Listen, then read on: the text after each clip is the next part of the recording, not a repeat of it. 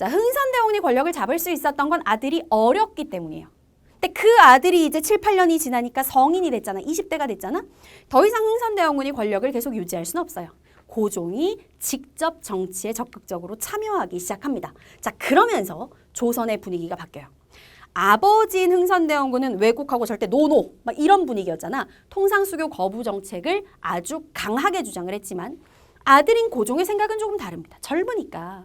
그냥 분위기를 보니까 문을 열고 외국과 수교를 맺고 무역을 하는 것이 뭔가 대세인 것 같고 조선도 뭔가 변화가 필요하다는 생각을 좀 했던 거지.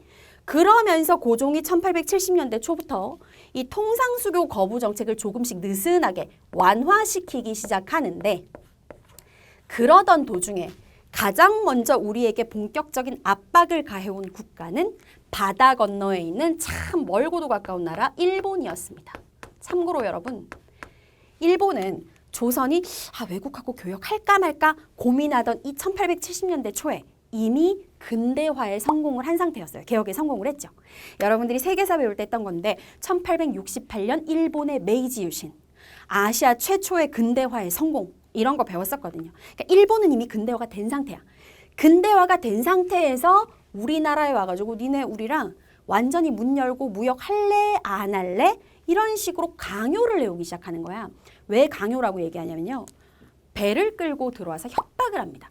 당시 일본이 우리나라 서해안 쪽에 끌고 들어온 배의 이름이 운요호였는데 배를 끌고 들어와서 우리나라 앞바다에 배를 딱 세워놓고 무역할래 안 할래? 막 이러는 거예요. 그러면서 약간 그냥 무역을 안 한다 그러면 뭔 일 낼 것처럼 막 그냥 바다에다가 대포를 막 펑펑 쏘고 너 생각을 해봐. 마을가에 막 백성들이 살고 있는데 외국 배가 나타나가지고 막 바다에서 그냥 한번 쏴봤어 하면서 대포 펑펑 쏘고 하면 얼마나 위협적이에요. 그렇죠? 그런 분위기를 조성했어요. 그 사건을 운요호 사건이라고 하고요. 이것 때문에 사실 무서워서 일본하고 조약을 체결한 건 아니야. 말이 안 되잖아. 우리가 앞에서 프랑스랑도 목숨 걸고 싸웠고 미국하고도 싸웠는데 뭐 일본 무서웠겠습니까? 그런 건 아니고 말했다시피 고종이 이제는 뭔가 문호개방을 해야 될 것 같다라고 고민을 하고 있던 차에 일본과 이런 충돌이 일어나니 전쟁하지 말고 문호개방하자 이렇게 된 거죠. 자, 그래서 일본의 압력과 운요호 사건을 계기로 드디어 바로 다음 해인 1876년에 일본하고 완전히 문 열고 교류를 한다라는 내용의 조약이 체결되었으니 자, 초등학교 때도 배웠던 거죠. 바로 이 조약이 역사에서 아주 중요하게 다루어지는 강화도 조약입니다. 공식 명칭은 조선과 일본 사이에 이제 서로 잘 지내기로 약속한 조약과 규칙. 그래서 조일 수호 조규라고 하는데 사실 강화도 조약이라는 이름으로 훨씬 많이 알려져 있죠. 자, 그럼 강화도 조약은 어떤 내용이 있느냐? 말 그대로 이거야. 그러니까 일본하고 조선이 그 전에 무역을 안 했던 게 아니야. 단 조선은 부산 항구 하나를 딱 열어놓고 부산 근처에서만 제한적으로 일본에게 무역을 허용했었거든요. 그러니까 일본이 이제 요구를 합니다. 강화도 조약에 무슨 내용이 담겨 있냐면 부산은 이제 어차피 문 열려 있으니까 부산 빼고 추가로 2개 더 항구를 열어달라라는 내용을 그 안에 담았죠. 추가로 이제 그 항구가 열린 게 지금의 인천, 당시에는 이름이 제물포였거든요. 그 다음에 북한 지역에 가면 동해안에 되게 큰 항구 도시 원산이라고 있었어요.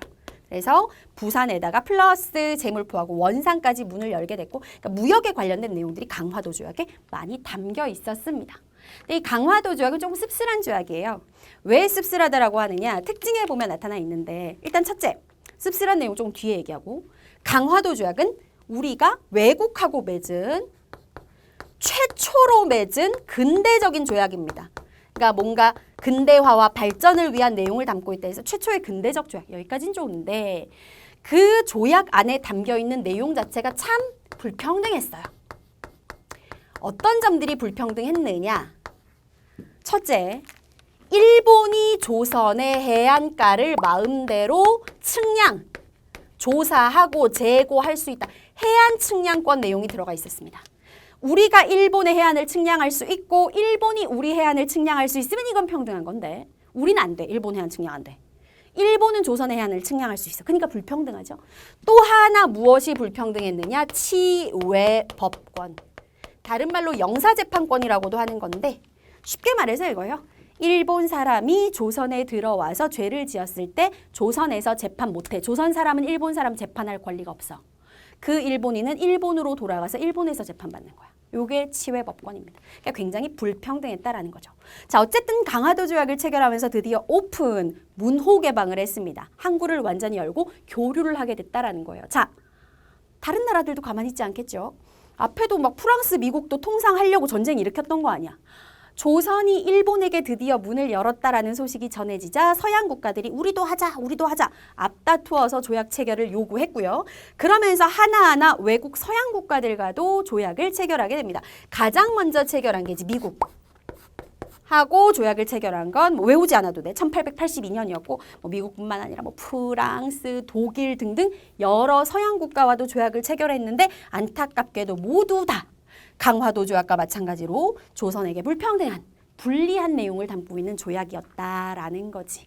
자, 아주 오랫동안 문을 닫고 있던 조선이 드디어 문호 개방을 했습니다. 조선에는 엄청난 변화의 바람이 불어오기 시작했겠죠. 옆으로 가서 그 내용 계속 이어가겠습니다. 자, 1876년에 강화도 조약이 체결되면서 문을 열었어요. 그러면 그때부터 이제 외국하고 교류를 하기 시작하는 거 아니야. 일본에서도 문물 받아들이고 하겠죠. 자, 이런 식으로 외국의 문물을 받아들여서 나라를 근대화시키고 발전시키는 정책을 우리는 개화 정책이라고 합니다.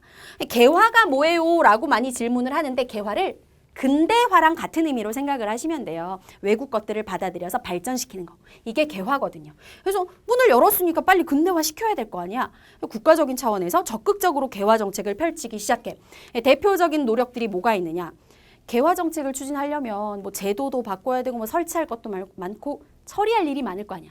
이런 개화 정책을 추진하기 위한 중앙의 그 국가기구가 하나 만들어져요. 그 기구의 이름이 통리기무아문. 근대적인 개화 정책을 추진하는 행정기구, 국가기구 이름이라고 생각하면 돼. 통리기무아문이라는 국가기구를 만들었고요. 그 다음 두 번째, 요거 잘 보세요. 군대를 하나 만드는데 어떤 군대를 만드느냐.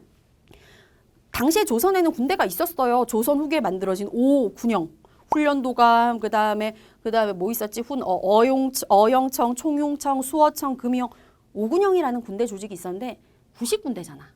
옛날에 우리 드라마에 보면 나오는 구식옷, 한복 같은 거 이렇게 군인옷 입고 포졸들, 창 같은 거 이렇게 들고 구식군대잖아요. 구식군대가 있는 상태에서 신식군대를 하나 새로 만들어요. 그 신식군대 이름이 별기군입니다. 별기군은요, 높은 대접 받았어요. 양반 집안의 젊은이들만 들어갈 수 있고요. 월급도 진짜 세고요. 별기군은 일본 군사교관이 와서 훈련을 따로 시킵니다. 일본식의 근대적 군사 기법. 옷도 일본에서 직수입, 옷도 멋있고요. 무기도 일본에서 직수입. 요렇게 하는 신식군대 별기군이 만들어졌어요.